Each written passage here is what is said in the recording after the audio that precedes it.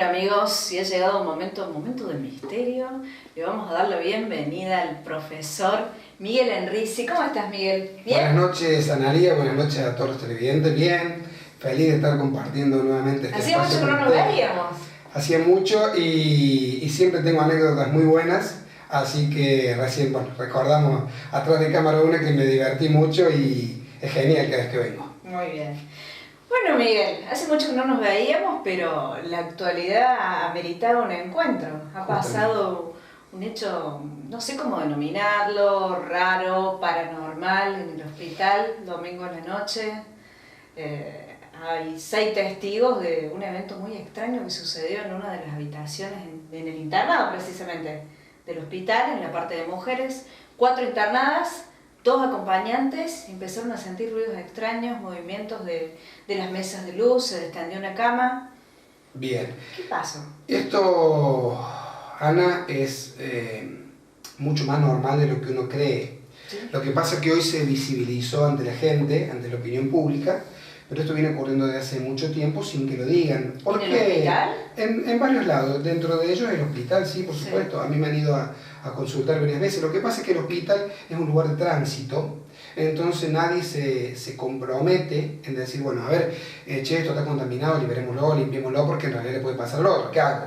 Me callo, no digo nada, me voy, porque tengo miedo que me juzguen de loco, de raro. Sí, pero ahí no es fácil hablar de estos temas. No, es un tema que no es fácil todavía.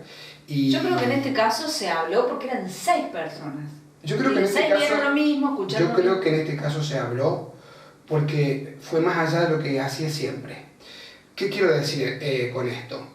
Este tipo de entidades, a mi criterio, y después voy a explicar lo que es la diferencia entre una entidad y un espíritu, este tipo de entidades nunca había llegado tan lejos como para dañar a alguien físicamente, y esta vez lo hizo a través de rasguños que tuvo una de las personas que estaba en ese lugar en ese momento. Otras veces sí hubo muchos ruidos, hubo movimientos de cama. Una vez, por ejemplo, ahora justo me trae el recuerdo, a una señora que no se podía mover y que no había nadie, le habían dicho que la cama tenía que estar a casi 90 grados, y cuando llegaban la cama estaba prácticamente extendida. O sea, estaba vertical, sin que nadie la hubiese movido. Entonces sí, eso ocurría de noche. Y esto en el acto yo lo recordé porque fue hace un tiempo que pasaba con la mamá de una paciente mía. ¿Y esto no se supo? No se supo porque evidentemente, bueno, la gente no quiso manifestar. Y encima en este tipo de lugares, por ejemplo el hospital, es muy limitado, es una sola visita por persona, a veces no hay lugar porque son muchos los internados que están. Entonces la gente no se compromete. ¿Qué pasó? Acá había muchas personas y a una de ellas le hizo un daño físico, el cual la chica explicó, me parece, por lo que escuché, no he tenido el gusto de entrevistarla, que le ardía muchísimo la herida. Sí, en la espalda. Y justamente, que le ardía muchísimo, y si uno ve el rasguño, no es un gran rasguño como para que arda tanto, pero cuando hablamos de este tipo de entidades... Que se soltó muchísimo la chica. Es que no es para menos. Se arrugaba la botella, se contraía, se movía la cama, o sea, ocurrieron hechos realmente graves. Y en esto a veces tenemos que dejar de lado los protocolos, y esto lo hablo por ahí, por la gente, por los médicos, porque en realidad ya esto pone en riesgo la salud, no solamente de los pacientes, sino también de los profesionales y todas las personas que se encuentran allí trabajando, ¿no es cierto? Porque, ¿y si un día pasa un daño mayor? ¿Y si un día hay una toma de alguien? Cuando hablamos de toma, una entidad, para finalizar y para hacer daño como ellos realmente quieren, tienen que tomar un cuerpo de un ser humano. Entonces, si algún día terminamos realmente con una toma de alguien y con desastres, vamos a decir, che, ¿por qué en su momento no realmente hicimos caso a esta situación y tomamos las medidas pertinentes para ver cómo se puede solucionar? De hecho, mi consejo como primera medida es llamar a un cura, bendecir el lugar, que el cura vaya y lo limpie, que un sacerdote es un poco la persona autorizada para realizar este tipo de trabajo, ¿no es cierto? Pero no lo dejen pasar porque es muy peligroso, es algo que no se está tomando la seriedad necesaria por el cual este caso amerita. Entonces hay que tomar los recaudos necesarios para que esto no vuelva a ocurrir. Y de hecho, los otros días he escuchado también versiones como, bueno, ya nos vamos a cambiar al otro hospital. No van a solucionar nada porque de acá un tiempo el otro hospital también va a estar contaminado si no se toman ciertas medidas que tienen que ser por lo menos semanalmente. ¿Es normal en este tipo de lugares? Es normal porque más que en otros. En este tipo de lugares va gente con su angustia, con su dolor, y justamente su tránsito en la vida y su último momento se da en ese preciso lugar. Entonces ese espíritu queda vagando. ¿Y qué pasa? Cuando ese espíritu es cautivo de entidades, se empiezan a potenciar y se suman. Yo recién dije que iba a explicar qué es lo que es una entidad y qué es lo que es un espíritu. Un espíritu es el espíritu que queda de la persona que falleció, queda en ese lugar. La entidad es una entidad que se conforma de varios espíritus y a veces se ve alimentada por daños, brujerías, macumba, hechizos, que toman este tipo de entidades, las lanzan en algún lugar y estas se potencian con los espíritus. Y por supuesto hay una ley, que es una ley metafísica, que dice lo semejante atrae lo semejante. Entonces una entidad de cualquier lugar de la ciudad donde más poder de actuar va a tener, va a ser precisamente en un hospital, donde la gente muere y donde se necesita que esté la entidad para ella, para fortalecerse. Y un hospital es el primer lugar donde muere la persona, porque de hecho la persona en el primer lugar básicamente es el hospital o es la clínica, y el segundo lugar es la sala velatoria, ¿no es cierto? Pero a veces quedan en el hospital comúnmente, no se trasladan a la sala velatoria. Esto no es una ley matemática y 2 más 2 no es 4. Se dice, y dentro de los que estudiamos en esto, sabemos que el espíritu tarda en desprenderse del cuerpo. O sea, cuando uno muere, estamos compuestos por el cuerpo físico y por el espíritu. Y el cuerpo espiritual. Que es morimos físicamente. Morimos físicamente y el espíritu tarda de 48 a 72 horas en darse cuenta de la muerte física y realmente ir hacia el lugar donde corresponde, que es si se ha hecho las cosas bien, a la luz, si ha hecho las cosas mal, y no sé, quedará vagando en el bajo astral. Justamente esos son los espíritus que no se pueden elevar y son los que son tomados por este tipo de entidades. Más allá que a veces en estos procesos de muerte, cuando la persona muere y tiene que ir a la luz, muchas veces antes que viaje a la luz, es captado por este tipo de entidades y es tomado como si fuera un rehén y es utilizado para luego hacer daño, porque... Como por ejemplo, ¿qué daño, Miguel? ¿Qué sería? Daño, desde hacerte sufrir psicológicamente, desde atormentarte espiritualmente, hasta también causarte daño a nivel físico, como ocurrió ahora. Por ejemplo, este rasguño. ¿Y qué nos hace vulnerables a eso? ¿Quién es vulnerable? Digamos, ¿todos podemos ser víctimas? No, siempre hablamos del ejercicio espiritual. El ejercicio espiritual, porque para estar fuerte tenemos que hacer ejercicio. Esto ocurre físicamente y espiritualmente. Físicamente nos ejercitamos físicamente. A través de la caminata, el gimnasio, sí. Y espiritualmente lo hacemos a través de la oración, a través del rezo, a través del pedido, a través de la conexión con ese ser superior, que cada uno de los televidentes puede llamarle como quiera, puede llamarle Dios, puede llamarle Buda, puede llamarle Jesucristo, Jehová. No importa la religión. No importa la religión, es ese ser superior que es quien nos da esa protección, ese manto, ese halo de protección, para que nada de esto, de lo que hay mundano o terrenal, nos llegue. Si bien puedo decir, no es mundano y no es terrenal, no, sí, es mundano y terrenal, porque el bajo astral se encuentra justamente en la parte más cercana a la Tierra. ¿Qué pasa con las personas que no creen en Dios, Miguel? Son los más vulnerables, porque es como decir, ¿qué pasa en los que no creen en el gimnasio? Y son toda la vida personas que no se mueven, que no hacen ejercicio, que fuman. No creen en que fumar les va a hacer mal, pero les hace mal. No creen que el ejercicio, pero les hace mal. Entonces, eso ocurre con las personas que no creen en Dios. Son mucho más vulnerables, están mucho más endebles a que este tipo de entidades les llegue. De hecho, yo he tenido muchos casos y la mayoría se ha dado justamente en gente que es atea.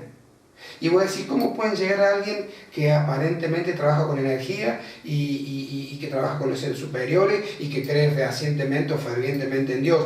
Porque cuando a vos te llega el momento y te empiezan a atacar, no hablemos de espíritu, de entidades, hablemos de la desgracia, la angustia, cuando estoy trabado, estoy bloqueado, estoy frenado, no avanzo, tienen que creer en alguien para poder salir de esa circunstancia.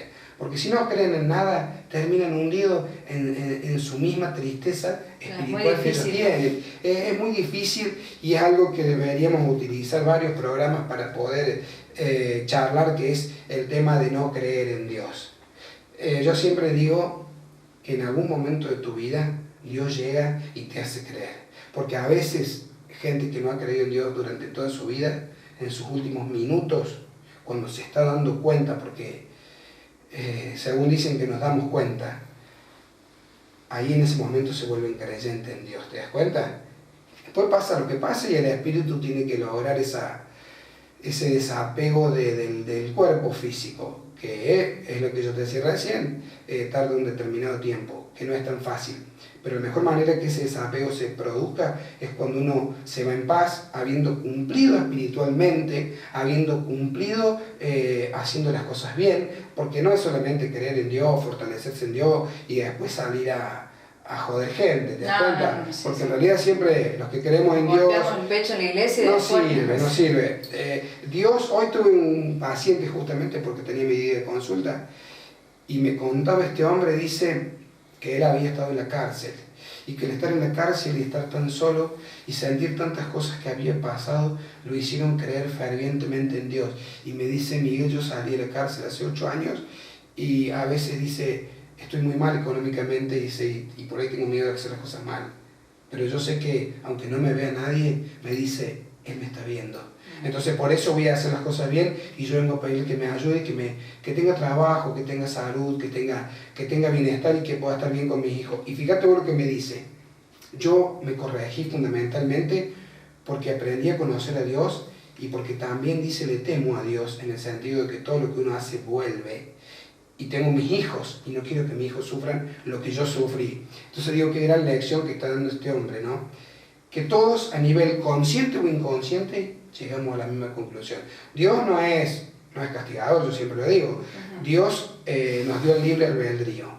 Entonces nos hizo que nosotros llevemos nuestra vida y que nuestra vida va a generar un karma o un dharma, es decir, un efecto y una reacción. Entonces, es lo que este hombre me explicó. Él no quiere que la reacción que le produjo en un primer momento el haber actuado mal, lo llevó a estar en la cárcel.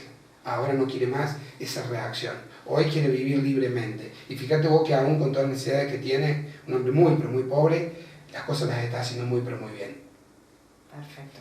Si están las mujeres que sufrieron, no sé cómo... Este episodio, este evento. Este evento. Es un evento... Si te están viendo en este momento, ¿qué les decís? Es un evento poltergeist, lo que yo le digo, bueno, que... ¿Fueron elegidas ellas?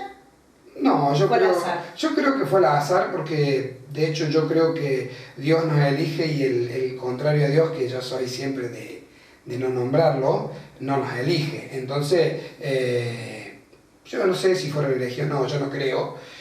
Sí, lo que creo que la fe de ellas tiene que estar más que nunca fuerte, tienen que tener una fe absoluta de que uno cuando está con Dios y cuando cree en Dios, todo lo puede. Entonces tienen que aferrarse a Dios fundamentalmente para decir, esto no me va a hacer nada ni me va a perjudicar. Quedarse tranquilas, ¿no? Que se queden tranquilas también, porque a mi criterio, y repito, por no haberla visto, pero a través de los estudios que se han realizado sobre este tipo de eventos, que son eventos poltergeist, ¿qué pasa? Nunca esta entidad va a la casa.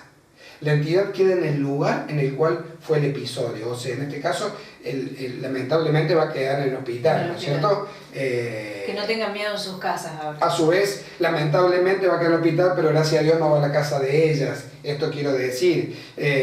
¿Cuál es lo malo? Que vaya más gente a ese lugar. Por eso, mi consejo es a los directivos del hospital, realmente que por ahí dejen de lado ciertos protocolos y la vida no es solamente la parte corporal, cuidarla, sino que hay una parte espiritual que es muy interesante y que eso tiene que dejarla en manos de un pastor, un sacerdote, son las personas indicadas para ir a hacerse cargo de ese lugar y limpiarlo y liberarlo para que nadie más tenga que sufrir este tipo de hechos, porque indudablemente van a volver a sufrir.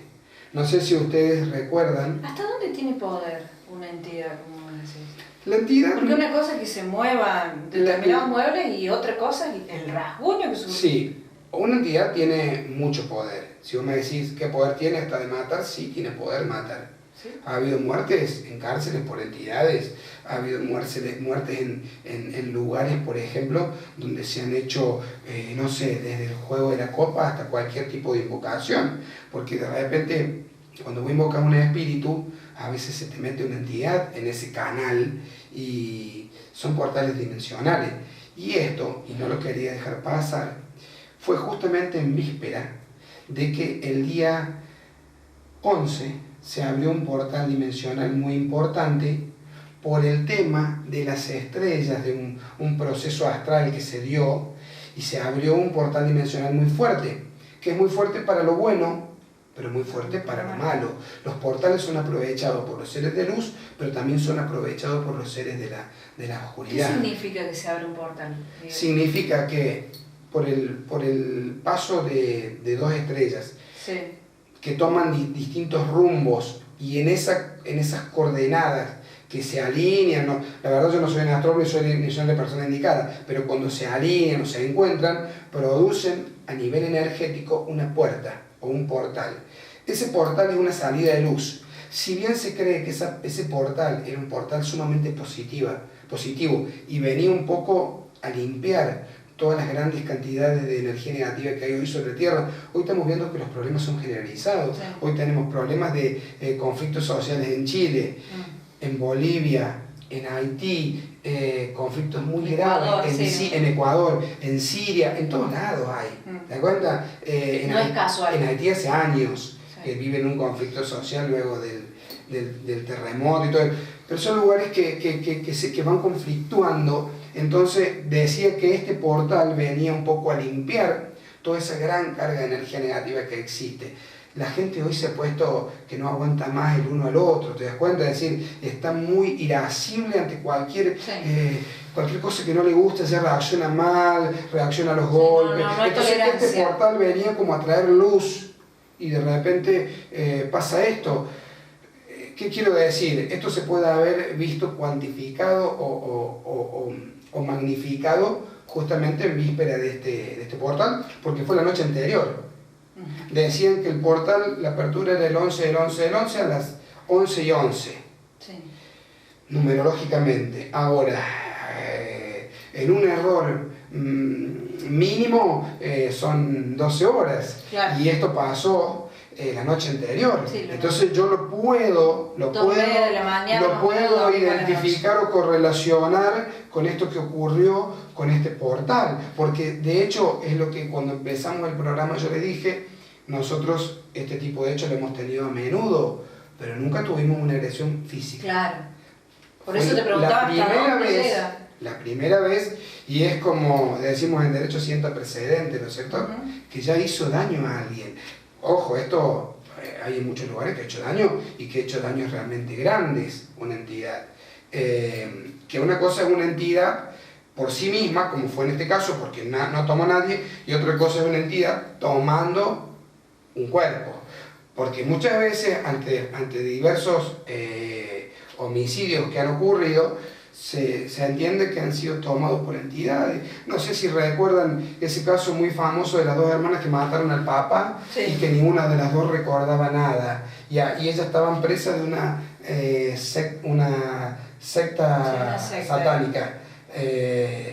¿Sería esa la explicación, Miguel? Ahí sí pueden haber sido tomadas por una entidad, y esta entidad obró a través de ella, pergeneando el crimen. ¿Se dan cuenta? Después la soltó, porque cometió lo que quería. En cambio, en la posesión, por ejemplo, cuando posee un espíritu, normalmente el espíritu queda en la persona. Que tiene momentos de actividad y momentos de inactividad. Momentos que vos la ves a la persona y está totalmente libre y es normal, y en momentos está totalmente tomada y tal cual son estas películas que han salido, esta saga de posesiones, ¿Es real eso? Es real, son tomadas de la vida real, son tomadas de la vida real. Es más, en la primera creo que había sido un hecho real, que por supuesto no se podía decir, pero era. Acá hubo un caso muy fuerte hace unos 15, 20 años atrás, en Altagracia, un caso que había tomado una chica y la chica caminaba por las paredes y golpeaba a ¿Como su el madre. exorcista? Exactamente igual al exorcista, es decir, son casos tomados de la vida real que bueno, por una cuestión, no sé si de derecho de autor o qué, terminan haciendo como que es una ficción, pero son casos muy reales, Ana. No hay nada ficticio. Bueno, Miguel, me has dejado pasmada.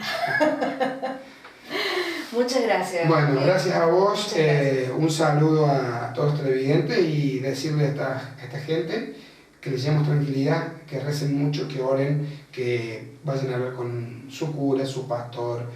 Si necesitan hablar conmigo y les soy útil en algo, también brindo mis servicios para decir desinteresadamente, para ver qué mano les puedo dar, que se queden absolutamente tranquilas, que yo estoy a disposición. No quiero burlar ni decir son de tal o cual religión y no quiero pasar por arriba de las religiones.